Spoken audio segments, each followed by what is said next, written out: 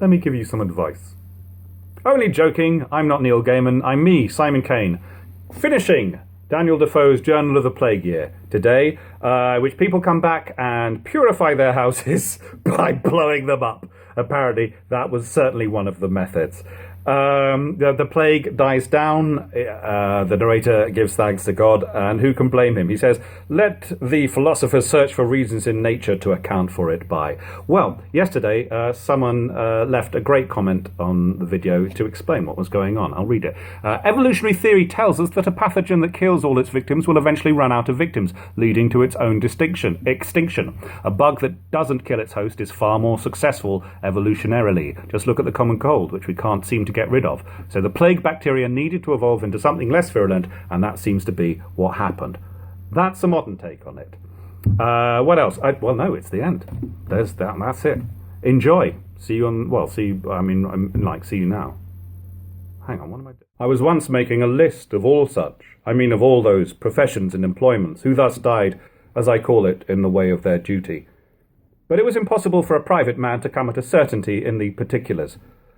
I only remember that there died 16 clergymen, 2 aldermen, 5 physicians, 13 surgeons within the city and liberties before the beginning of September. But this being, as I said before, the great crisis and extremity of the infection, it can be no complete list. As to inferior people, I think there died 46 constables and head boroughs in the 2 parishes of Stepney and Whitechapel.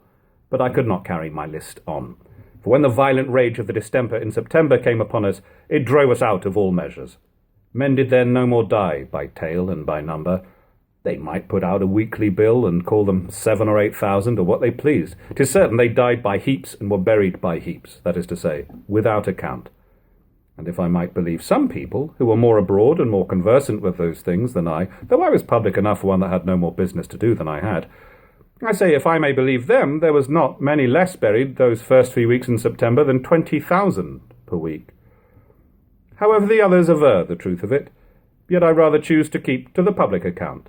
7,000 and 8,000 per week is enough to make good all that I have said of the terror of those times, and it is much to the satisfaction of me that write, as well as those that read, to be able to say that everything is set down with moderation, and rather within compass than beyond it.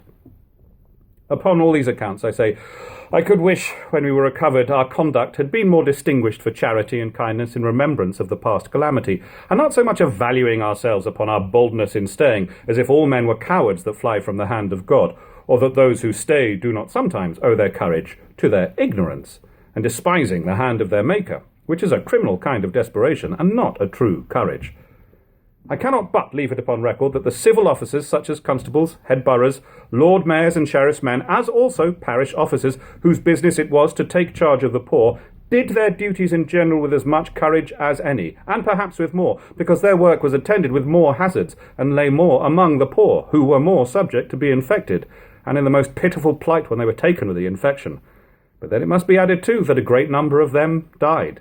Indeed, it was scarce possible it should be otherwise. I've not said one word here about the physic or preparations that we ordinarily made use of on this terrible occasion. I mean we that went frequently abroad and up and down street, as I did. Much of this was talked of in the books and bills of our quack doctors, of whom I've said enough already. It may, however, be added that the College of Physicians were daily publishing several preparations, which they had considered of in the process of their practice, and which, being to be had in print, I avoid repeating them for that reason. One thing I could not help observing, what befell one of the quacks, who published that he had a most excellent preservative against the plague, which whoever kept about them should never be infected or liable to infection. This man, who we may reasonably suppose did not go abroad without some of this excellent preservative in his pocket, yet was taken by the distemper, and carried off in 2 or 3 days. I am not of the number of the physic haters, or physic despisers. On the contrary, I have often mentioned the regard I had to the dictates of my particular friend Dr. Heath, but yet I must acknowledge I made use of little or nothing, except, as I have observed, to keep a preparation of strong scent to have ready in case I met with anything of offensive smells, or went too near any burying place or dead body. Neither did I do what I know some did, keep the spirits always high and hot, with cordials and wine and such things, in which, as I observed, one learned physician used himself so much to as that he could not leave them off when the infection was quite gone, and so became a sot for all his life after. I remember my friend the doctor used to say that there was a certain set of drugs and preparations which were all certainly good and useful in the case of an infection, out of which or with which physicians might make an infinite variety of medicines, as the ringers of bells make several hundred different rounds of music by the changing an order or sound but in 6 bells, and that all these preparations shall be really very good. Therefore, said he, I do not wonder that so vast a throng of medicines is offered in the present calamity, and almost every physician prescribes or prepares a different thing as his judgment or experience guides him. But, says my friend, let all the prescriptions of all the physicians in London be examined, and it will be found that they are all compounded of the same things, with such variations only as the particular fancy of the doctor leads him to, so that, says he, every man, judging a little of his own constitution and manner of his living, and circumstances of his being infected, may direct his own medicines out of the ordinary drugs and preparations. Only that, says he, some recommend one thing as most sovereign, and some another. Some, says he, think that pill rough, which is called itself the anti-pestilential pill, is the best preparation that can be made. Others think that Venice treacle is sufficient of itself to resist the contagion, and I, says he, think as both these think, viz. That the last is good to take beforehand, to prevent it, and the first, if touched, to expel it. According to this opinion, I several times took Venice treacle, and a sound sweat upon it, and thought myself as well fortified against the infection as anyone could be fortified by the power of physic. As for quackery and mountebanks, of which the town was so full, I listened to none of them, and have observed often since, with some wonder, that for 2 years after the plague I scarcely saw or heard of one of them about town. Some fancied they were all swept away in the infection, to a man, and were for calling it a particular mark of God's vengeance upon them for heading the poor people into the pit of destruction, merely for the lucre of a little money they got by them. But I cannot go to that length neither. That abundance of them died is certain. Many of them came within the reach of my own knowledge, but that all of them were swept off, I much question. I believe rather they fled into the country and tried their practice upon the people there, who were in apprehension of the infection before it came among them. This, however, is certain. Not a man of them appeared for a great while in or about London. There were indeed several doctors who published bills recommending their several physical preparations for cleansing the body, as they call it, after the plague, and needful, as they said, for such people to take who had been visited and who had been cured. Whereas I must own I believe that it was the opinion of the most eminent physicians at that time that the plague was itself a sufficient purge, and that those who escaped the infection needed no physic to cleanse their bodies of any other things, the running sores, the tumours, etc., which were broken and kept open by the directions of the physicians, having sufficiently cleansed them, and that all other distempers and causes of distempers were effectually carried off that way, and as the physicians gave this as their opinions wherever they came, the quacks got little business. There were indeed several little hurries which happened after the decrease of the plague, in which, whether they were contrived to fright and disorder the people, as some imagined, I cannot say, but sometimes we were told the plague would return by such a time, and the famous Solomon Eagle, the naked Quaker I have mentioned, prophesied evil tidings every day, and several others telling us that London had not been sufficiently scourged, and that sorer and severer strokes were yet behind. Had they stopped there, or had they descended to particulars and told us that the city should the next year be destroyed by fire, then indeed, when we had seen it come to pass, we should not have been to blame to have paid more than a common respect to their prophetic spirits. At least we should have wondered at them, and have been more serious in our inquiries after the meaning of it, and whence they had the foreknowledge. But, as they generally told us of a relapse into the plague, we have had no concern since that about them. Yet by those frequent clamours we were all kept with some kind of apprehensions constantly upon us, and if any died suddenly, or if the spotted fevers at any time increased, we were presently alarmed, much more if the number of the plague increased, for to the end of the year there were always between 200 and 300 of the plague. On any of these occasions, I say, we were alarmed anew. Those who remember the city of London before the fire must remember that there was then no such place as we now call Newgate Market, but that in the middle of the street which is now called Blowbladder Street, and which had its name from the butchers, who used to kill and dress their sheep there, and who, it seems, had a custom to blow up their meat with pipes to make it look thicker and fatter than it was, and were punished therefore it by the Lord Mayor. I say, from the end of the street towards Newgate there stood 2 long rows of shambles for the selling meat. It was in those shambles that 2 persons, falling down dead as they were buying meat, gave rise to a rumour that the meat was all infected, which, though it might have frightened the people and spoiled the market for 2 or 3 days, yet it appeared plainly afterwards that there was nothing of truth in the suggestion. But nobody can account for the possession of fear when it takes hold of the mind. However, it pleased God, by the continuing of the winter weather, so to restore the health of the city, that by February following we reckoned the distemper quite ceased, and then we were not so easily frighted again. There was still a question among the learned, and at first perplexed the people a little, and that was in what manner to purge the house and goods where the plague had been, and how to render them habitable again, which had been left empty during the time of the plague. Abundance of perfumes and preparations were prescribed by physicians, some of one kind and some of another, in which the people who listened to them put themselves to a great, and indeed in my opinion to an unnecessary expense. And the poorer people, who only set open their windows night and day, burned brimstone, pitch, and gunpowder, and such things in their rooms, did as well as the best. Nay, the eager people who, as I said above, came home in haste and at all hazards, found little or no inconveniences in their houses, nor in the goods, and did little or nothing to them.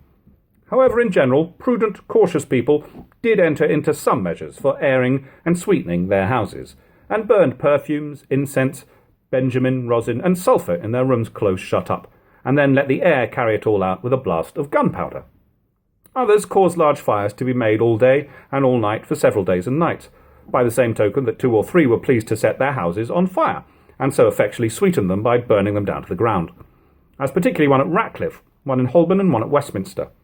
Besides 2 or 3 that were set on fire, but the fire was happily got out again before it went far enough to burn down the houses, and one citizen's servant, I think it was in Thames Street, carried so much gunpowder into his master's house for clearing it of the infection, and managed it so foolishly, that he blew up part of the roof of the house. But the time was not fully come that the city was to be purged by fire. Nor was it far off, for within 9 months more I saw it all lying in ashes, when, as some of our quacking philosophers pretend, the seeds of the plague were entirely destroyed and not before, a notion too ridiculous to speak of here, since had the seeds of the plague remained in the houses, not to be destroyed but by fire, how has it been then that they have not since broken out, seeing all those buildings in the suburbs and liberties, all in the great parishes of Stepney, Whitechapel, Aldgate, Bishopsgate, Shoreditch, Cripplegate, and St Giles, where the fire never came, and where the plague raged with the greatest violence, remain still in the same condition they were in before? But to leave these things just as I found them, it was certain that those people who were more than ordinarily cautious of their health did take particular directions for what they called seasoning of their houses, and abundance of costly things were consumed on that account, which I cannot but say not only seasoned those houses as they desired, but filled the air with very grateful and wholesome smells, which others had the share of the benefit of, as well as those who were at the expenses of them. And yet, after all, though the poor came to town very precipitately, as I have said, yet I must say the rich made no such haste. The men of business indeed came up, but many of them did not bring their families to town till the spring came on, and that they saw reason to depend upon it that the plague would not return. The court, indeed, came up soon after Christmas, but the nobility and gentry, except such as depended upon and had employment under the administration, did not come so soon. I should have taken notice here that, notwithstanding the violence of the plague in London and in other places, yet it was very observable that it was never on board the fleet, and yet for some time there was a strange press in the river, and even in the streets, for seamen to man the fleet. But it was in the beginning of the year when the plague was scarce begun, and not at all come down to that part of the city where they usually press for seamen. And though a war with the Dutch was not at all grateful to the people at that time, and the seamen went with a kind of reluctancy into the service, and many complained of being dragged into it by force, yet it proved in the event a happy violence to several of them, who had probably perished in the general calamity, and who, after the summer service was over, though they had cause to lament the desolation of their families, who when they came back were many of them in their graves, yet they had room to be thankful that they were carried out of the reach of it, though so much against their wills. We indeed had a hot war with the Dutch that year, and one very great engagement in sea in which the Dutch were worsted, but we lost a great many men and some ships. But, as I observed, the plague was not in the fleet, and when they came to lay up the ships in the river, the violent part of it began to abate. I would be glad if I could close the account of this melancholy year with some particular examples historically, I mean of the thankfulness to God, our preserver, for our being delivered from this dreadful calamity. Certainly, the circumstance of the deliverance, as well as the terrible enemy we were delivered from, called upon the whole nation for it. The circumstances of the deliverance were indeed very remarkable, as I have in part mentioned already, and particularly the dreadful condition which we were all in when we were, to the surprise of the whole town, made joyful with the hope of a stop of the infection. Nothing but the immediate finger of God, nothing but omnipotent power could have done it. The contagion despised all medicine. Death raged in every corner, and had it gone on as it did then, a few weeks more would have cleared the town of all, and everything that had a soul. Men everywhere began to despair. Every heart failed them for fear. People were made desperate through the anguish of their souls, and the terrors of death sat in the very faces and countenances of the people. In that very moment, when we might very well say, vain was the help of man, I say, in that very moment, it pleased God, with a most agreeable surprise, to cause the fury of it to abate, even of itself. And the malignity declining, as I have said, though infinite numbers were sick, yet fewer died, and the very first week's bill decreased 1,843, a vast number indeed. It is impossible to express the change that appeared in the very countenances of the people that Thursday morning when the weekly bill came out. It might have been perceived in their countenances that a secret surprise and smile of joy sat on everybody's faces. They shook one another by the hands in the streets, who would hardly go on the same side of the way with one another before. Where the streets were not too broad, they would open their windows and call from one house to another, and ask how they did, and if they had heard the good news that the plague was abated. Some would return when they said good news, and ask, what good news? And when they answered that the plague was abated and the bills decreased almost 2,000, they would cry out, God be praised! And would weep aloud for joy, telling them they had heard nothing of it, and such was the joy of the people that it was, as it were, life to them from the grave. I could almost set down as many extravagant things done in the excess of their joy as of their grief, but that would be to lessen the value of it.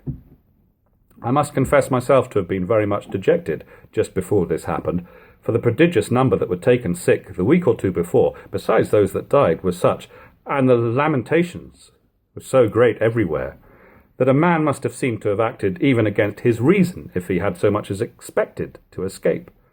And as there was hardly a house but mine in all my neighbourhood but was infected, so had it gone, it would not have been long that there would not have been any more neighbours to be infected. Indeed, it is hardly credible what dreadful havoc the last 3 weeks had made, for if I might believe the person whose calculations I always found very well grounded, there were not less than 30,000 people dead, and near 100,000 fallen sick in the 3 weeks I speak of. For the number that sickened was surprising, indeed, it was astonishing, and those whose courage upheld them all the time before sank under it now. In the middle of their distress, when the condition of the city of London was so truly calamitous, just then it pleased God, as it were by his immediate hand, to disarm this enemy. The poison was taken out of the sting. It was wonderful. Even the physicians themselves were surprised at it.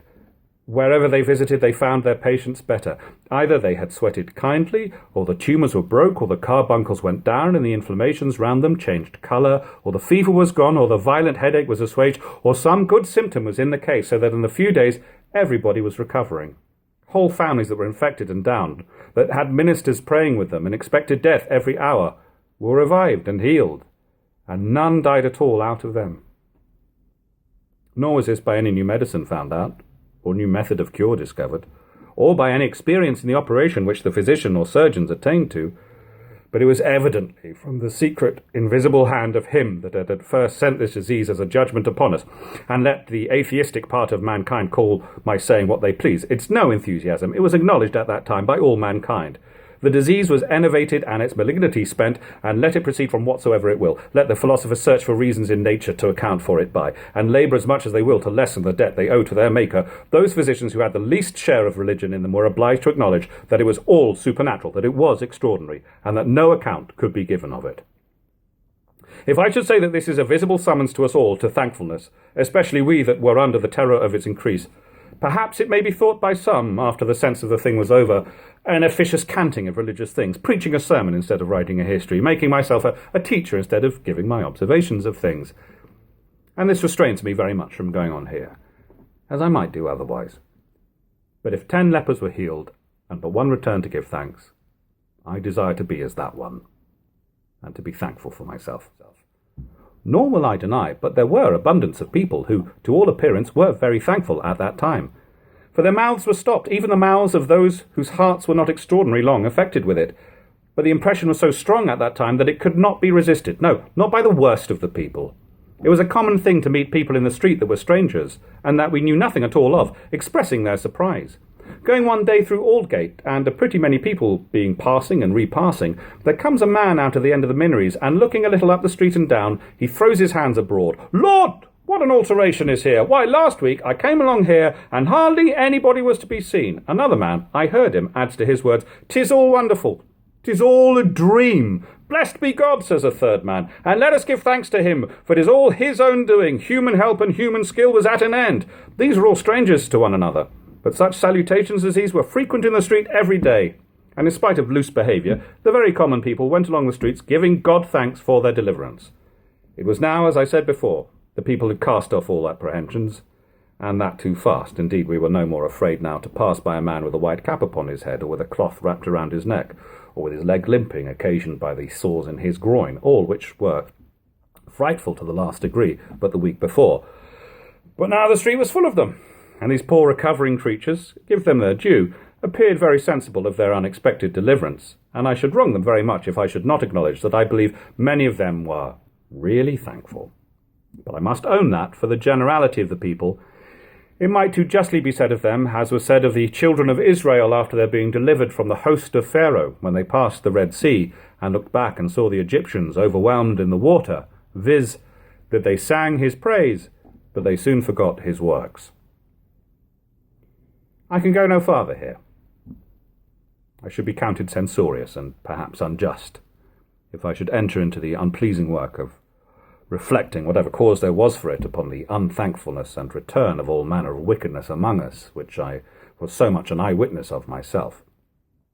So I shall conclude the account of this calamitous year, therefore, with a coarse but sincere stanza of my own, which I placed at the end of my ordinary memorandums the same year they were written. A dreadful plague in London was, in the year 65, which swept 100,000 souls away. Yet I alive. H.F. And that is where we will stop, because that is the end. And I have been sat like this, oh my goodness, for 3.5 weeks. So what did we learn there? Well, if you're a prophet, don't get too specific.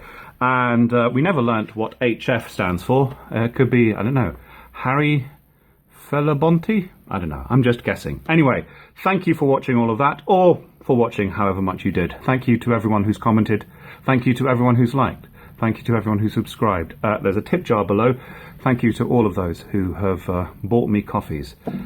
Not all these books are mine, by the way. Oh, thank you to David and Danielle, my landlords, for the use of their wonderful flat for making this. And that's it. I'm going to take a bit of a break and then come back with, well, I've said Shakespeare. So, yeah, I'll do some Shakespeare. I hope you're all doing tremendously. See you soon. Bye-bye.